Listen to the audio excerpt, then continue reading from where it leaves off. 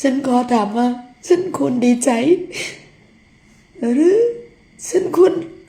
ร้องไห้ในเมื่อศัตรูของประเทศ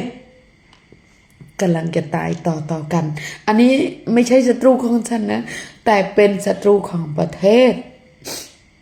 แต่ในเมื่อเขาเข้ามาทำร้ายประชาชนฉันก็เจ็บใจเหมือนกัน เพราะว่าเขาเป็นคนเป็นสัญชาติของฉัน อันนี้ถึงได้ถามว่า ฉันควรดีใจหรือร้องไห้กันแน่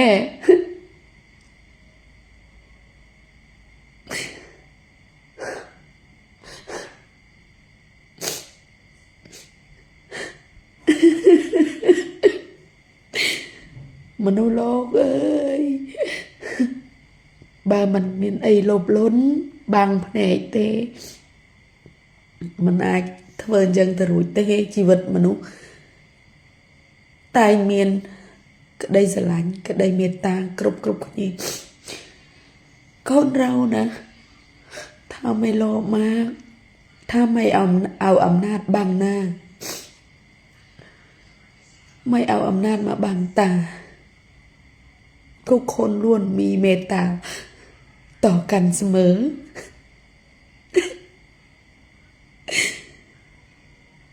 แต่คนที่ได้ผลประโยชน์ไม่ใช่พวก